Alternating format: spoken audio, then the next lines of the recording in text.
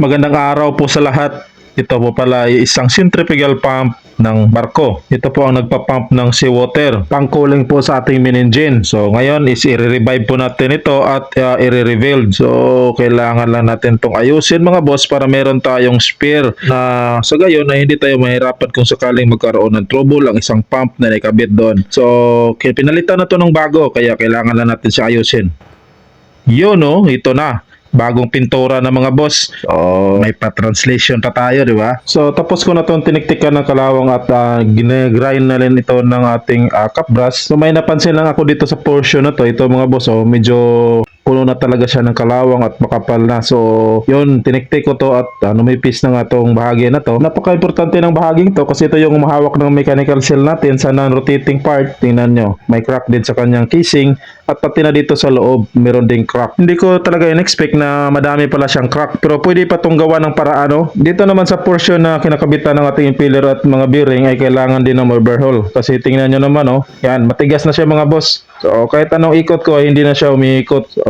Dahil siguro sa kalawang at dahil siguro nag-stack up na ang ating mga bearing. So, sa tingin ko, ito muna ang tatrabuhin ko, itong mga kalawang niya at mga bitak. So, kailangan ko pa itong i-repair. So, ayan. Uy. So, bawal yan, boss. Ano ka ba naman, boss? So, ito yung gamit natin pang repair mga boss, no? Itong Bilsona. So, wala ka tayong ibang gagawin. Hindi natin i-welding kasi magkaroon pa yan ng malaking crack kasi nga cast iron tong material ng ating pump. Ito lang, pandikit. Kita niyan, oh. Sus, ang bilis ng kamay. So, amoyan mo. Bawang anso, boss. Oh, yan. Iyoy. Meron pa tusok-tusok pa. Bilsona lang katapat nito mga boss. So, kung hindi nyo alam ang pag-mix ng Bilsona, ganito lang. So, 10:1 ang kanyang ratio. Itong black na resin ay 10. Tapos, itong hardener niya na puti ay 1 lang. So, tansahin nyo na lang kung yung pangit din ng amoy. Ito, mas mapangit pa ito doon sa itim mga boss. So, yan kita nyo yan. Mga 1 lang ang content natin doon na nilagay dito sa ating mix. So, ito, halo-haloin mo lang siya hanggang sa mag-sticky, hanggang sa maging ganito ang kulay. Tapos, gumamit din pala ako ng torch nito mga boss pang heating dito sa ating materials na i-repair. So kailangan mag-heating ka mga boss para mas effective ang kapit at mas madaling tumigas ang ating Bilsona. So ito yung napaka-importante So alam nyo mga boss, mas kampante ako na Bilsona ang gagamitin nyo na pang tapal or pang dikit sa anumang klaseng mga cracks kasi nga mas magaling tong kumapit mga boss at mas matigas to.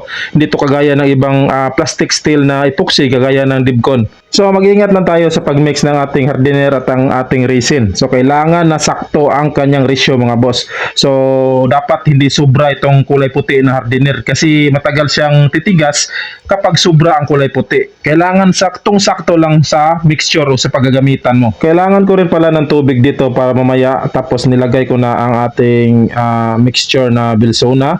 Yan, so dahan-dahan lang sa paglagay nito. So hindi mo na kailangang maging bilisan kasi hindi naman to masyadong ganun kabilis na tumigas. Dito sa barko mga boss ay Bilsona na po ang ginamit namin kasi nga nakita namin ang kaibahan niya sa ibang plastic steel na epoxy. Mas maganda ang kapit nito at mas matibay. Ang tanging part na hindi ko lang gusto sa katangian ng Bilsona mga boss ay kung magkaroon ka ng pagkakamali sa kanyang mixture. Sa 10:1 na ratio niya. Siguradong hindi to titigas kahit abutan pa ng 2 araw, hindi pa rin to titigas. Pero kung tama naman ang pagka-mix mo sa kanyang mixture ay siguradong 30 minutes to 1 hour ay titigas na to mga boss So ngayon ito naman ang isusunod natin ng casing. Yung nilagyan natin kanina ay kailangan pa natin yung i-standby ng ilang minuto para magkakaroon pa siya ng tamang tigas sa paglagay natin ng tubig mamaya para hindi siya madaling mag-deform. Yan din palang paggamit natin ng torch or pagheating ng ating materialis ay may malaking maitutulong po sa ating Bilsona sa kanyang pagtigas. Kasi nga kung mahiting mo siya, mas madali siyang tumigas mga boss. Mas maganda ang kanyang kapit sa ating materials na tinatapalan ng Bilsona. So ngayon ay nasa hardening process na ang Bilsona na to. So kailangan na natin siyang i-form mga boss gamit ang tubig. So mas madali siyang i-form ng ganito pag nakatigas na siya ng konti kaysa doon sa basang-basa pa siya. So mabilis yung kakapit sa ating kamay. Ito mga boss, mas mabilis siyang i-form at saka hindi siya madumi sa kamay at hindi siya didikit. Ngayon ay standby ko lang siya ng mga 1 hour. At ito na po ang resulta mga boss. Yan. So, kitang-kita nyo. Yan mga boss. So, matigas yan para yung steel. So, pwede yang i-machine, pwede yang ilagay sa torno natin. Di ba ang ganda ng tunog? So, ngayon mga boss ay pwede na tong i-assemble natin mamaya. So, yung isa naman ang ating trabuhin. So, magpalit tayo ng bearing at magpalit din tayo ng mechanical seal. So, ayos na ang trabaho na to mga boss. Pang samantagalan na to. So, pwede na tong gamitin. So, maglunglas pa to ng mga 1 year.